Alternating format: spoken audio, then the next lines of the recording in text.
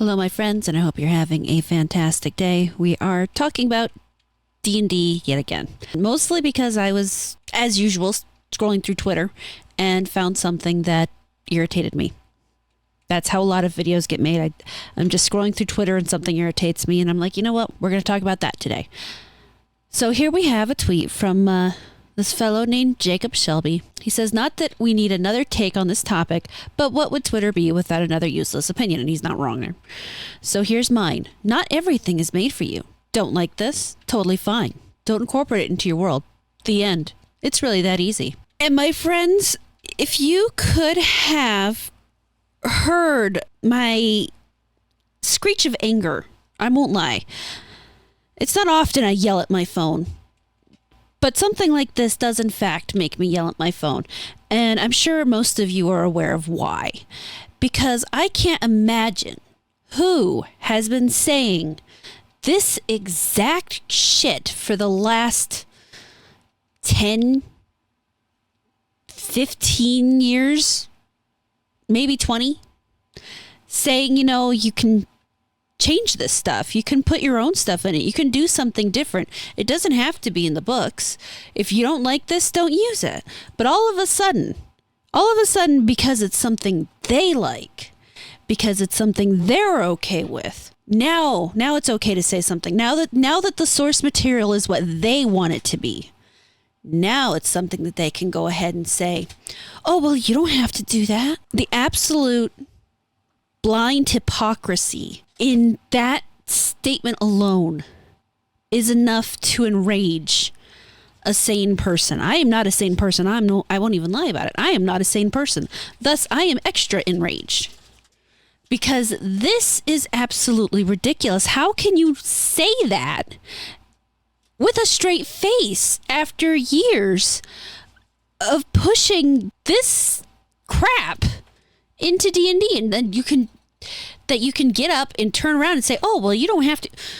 Man. And of course, we have people who are much quicker than I am in these regards, and instead of getting angry, go to jokes, and thank God for them. RPG pundit Casimir Urbanesky.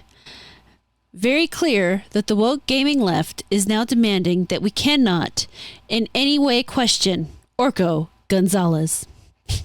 And I like that name. Orko Gonzalez. You have Combat Wombat, not the YouTuber. I didn't know there was a Combat Wombat YouTuber, but apparently there is, and this isn't him. Y'all will never convince me progressives aren't just as shitty as the people they hate. Not once have I or anyone I know equated orcs to black people, ever. Why is it these people making logical connections to shit that makes them look racist as fuck? And we talked about that a little bit. Here you have a tweet from some fellow. He's got Taps Mike. 3 things. The issue wasn't with orcs being evil. The problem was with orcs being evil and black-coded. Black-coded is the dumbest thing ever. Orcs have free will, and as such, some are evil, and some are super chill. You can have your orc versions of Vikings or Huns at your table, no problem at all. Stop whining. Notice that he says you can have your orc versions of Vikings or Huns, not other things. And first, no, orcs were not black-coded. If you think that, then you have a problem. We've talked about that before, obviously. I remember the first time somebody said that orcs were supposed to be black to me. I was convinced they were joking. I was very convinced. I could not for the life of me believe them. In all my life up to that point, I had never, ever heard or even thought that when someone said orc, they meant in any way black. Because orcs, well, for one, orcs are green. They're not black. They have big piggy noses and giant tusks. And I've never seen a human race that has any of those specific characteristics.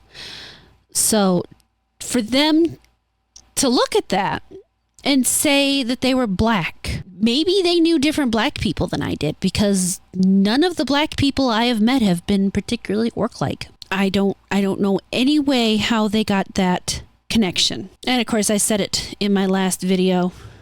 And I've said it before and I'll say it again. If you're hearing the dog whistle, you are the dog. And the calls are all coming from inside the house. And you have people in the comments trying to argue, well, you can see the dog's barking when someone blows the whistle. Yes, you can. But if you happen to be one of the people barking, you're the dog. Or more to the point, if you're saying, hey, do you hear that dog whistle?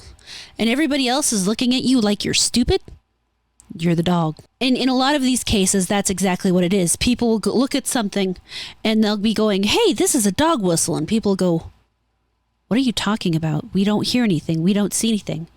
And they'll go, no, that's a dog whistle. Somebody is calling these dogs. And it's like, no, honey, they're calling you. The reason nobody else can hear it is because you are the dog and you just aren't smart enough to admit it. That's the downside, is a lot of these genuinely don't understand that they are the dog. They think they're being compassionate. You know what? I'm sorry. Getting way off on a different tangent. I could go off on that for a while. We have other things to talk about. Raven Wolfguard screenshot and posts this tweet. It should not be D&D's job to give you the tools to create your own fantasy world and share it with others. Something being D&D official is meaningless. The authors are the people at the table. Tweeted June 20th, 2024. And as Raven here says, and in the same breath, he'll lecture you about how racist old D&D was. People like him love to tell you you're bad and should be driven from the hobby. They get everything they demand and then tell you it was never for you. You're right, Husky. That's why we went. And that's the frustrating thing, that these people are pretending that they were always here. And this was always the point. Now that they've changed everything the way that they want it, now that they have what they want, you know what, just fuck everybody else. When, in fact, we could have all had what we wanted from the very beginning. But no, some people happen to be kind of, I don't know, selfish, obsessed with dumb shit, need to have everything they own validate them, and now they feel like they've won. No, but they haven't. I mean, D&D will go on for a couple years. It's got just enough, I think, in it to sustain for, I think 5 years is the max on this. I think in about 5 years you'll find that they've pulled out all the stops they possibly could trying to bring back old players, and we're just going to look at them and say no. People have already by then either moved on to new products or they'll be quite happy with the old books they've already got. I would like to mention one thing from a comment. I saw someone said while they were concerned about TTRPGs and the fact that D&D is the biggest one and there is nothing to take its place. So if it dies, TTRPGs are going to die. And that's not happening. The fact of the matter is these things don't just die and go away forever. There are too many people who enjoy doing them. What will happen is D&D will die. You'll get 2 or 3 competitors come up, rise up until 2 become the main ones. And then eventually, you might get 1 for a little while. And then the 1 will go to shit and everything will start all over again. That is a normal market cycle, which again, you guys aren't here for an economics lesson, so I'm not going to go too far into that. Here you have a tweet from Rogue Scholar. This image in particular bothers me because the range of motion of the hammer doesn't make a lot of sense compared to its facing and how it's being held. And yeah, I'm not sure what's going on here. Did he just do a large sweep and now he's pulling it back to hit this guy with the claw end of the hammer? Is that what's happening? Because it looks like he's getting ready to either swing it forward or he was swinging it. Well, no, he has to be swinging it. He has to be taking the wind up before the swing forward.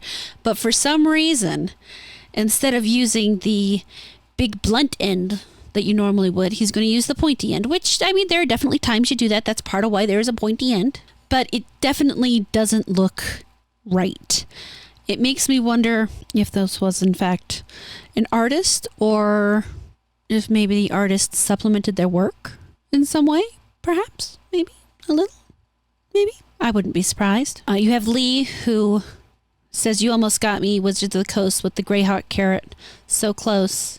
And then he goes on to say that he's not going to be playing D&D because of this the direction they've chosen to go.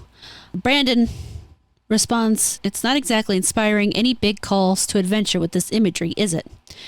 And this fellow named Migrant says it's got the insipidness of corporate stock photos. It's usually like that these days. Stock photo meetings, I couldn't unsee that vibe once I saw it. Here you got, just a few people hanging out around a table with a pile of books. Guy's got his hand up, and here's a stock photo. And you got, some people talking about a scroll, and I guess that's a turtle shell, and, looking over a document at a table with some knives. And yeah, it really does just have that same...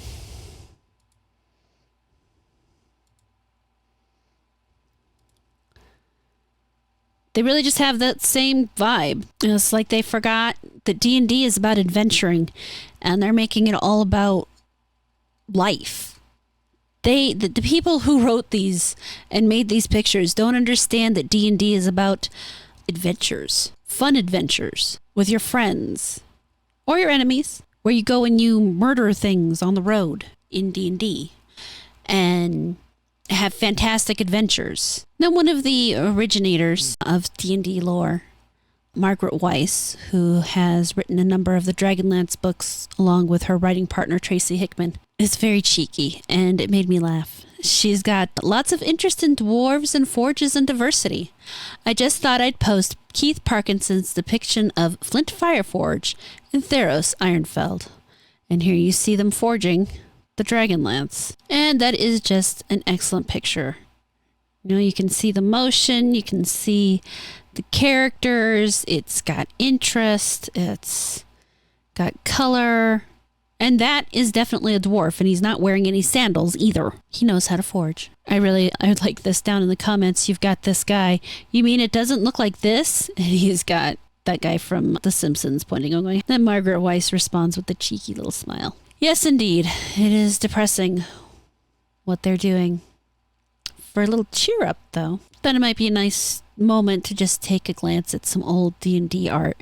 Of course, you have the classic, basic D&D ancient red box art that only recently caused so much uproar, as WizKids have put out a mini in which they have changed this, or claimed that this was an ambiguous figure.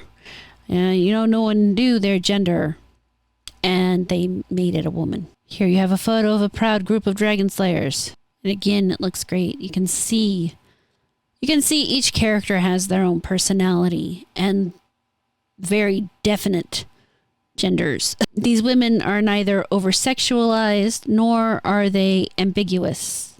They're very much women. And then, of course, speaking of women, you have the 4 women of the Dragonlance. One of my favorite pieces, probably, the Death of Sturm. It's a very moving part in the book. For another picture of some dwarves, we've got Keith Parkinson. Here you've got a bunch of dwarves pulling some treasure up from an ancient well. Hand of Chaos. Here is a summoner. It's a really cool picture. This one's called Ars Magica. And just looking at the use of color, the detail, this artwork is a million times better than what they're giving you currently in D&D. Here's a nice picture of a nice dragon looming over some dwarves. And this says adventure. This says let's go out and have some fun. Here you have the cover of Dragon Magazine, issue 94. The very gorgeous woman. Azure Bronze, a Forgotten Realms book.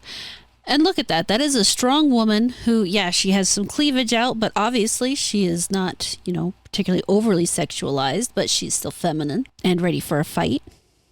Powerful. And this one's from a Dragonlance calendar. You have Rastalin. Having problems remembering names. It's been so long since I've read the books. But this picture says so much. This picture tells a story and makes you excited. Whereas this picture doesn't. It's kind of it's a pastoral scene. It's a peaceful scene. It's a scene where people are living their lives. It's not a scene that says, hey, let's go adventure. And I don't know, it feels like D&D's lost, or not D&D, because let's face it, this isn't D&D anymore. Wizards of the Coast and Hasbro have never had the idea of what D&D really was. So it is time to sunset them. It is time to find other things. I will probably keep my eye out for various possibilities for people to play.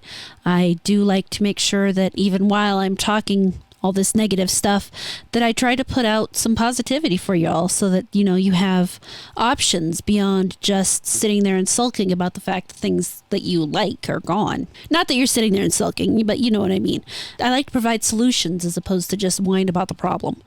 I've covered a number of indie game releases that I thought looked interesting for people to check out, and I'm going to start keeping my eye out for indie tabletops. I know they're out there, and I probably know one or two off the top of my head, but I would need to do a little more research before I started making any recommendations. But keep an eye out on that in the future. I want to thank everybody, as memberships are now live on the channel. For $5 a month, you get instant access to the videos the moment I upload them. I'm going to be comprising a blooper reel of interesting things that happen while I'm recording and uploading them for members, as well as a few other little things. There will be eventually, when I figure out what they should be, I'll be doing some membership badges. There will be emotes, the fun stuff you get with that. But first I have to decide what they should be and commission them. If anybody has any suggestions, I am happy to hear you out. If there is anything you would like to see as a perk, any ideas you have in regards to that, let me know. I am open ears. But whether you choose to become a member or not, I am so grateful for your time here. Whether you choose to comment or not, I'm also just very grateful for the fact that you even decided to click on this video and listen, and that you made it to the end. Congratulations. You are my hero. No, I'm kidding. But I appreciate it very much. Let me know what you guys think as usual down in the comments, and thank you. Thank you so much for watching this video. I really hope you enjoyed it. Please like, comment, subscribe, and turn on the notifications. If you really liked it, you can feel free to share it around, and I will catch you later.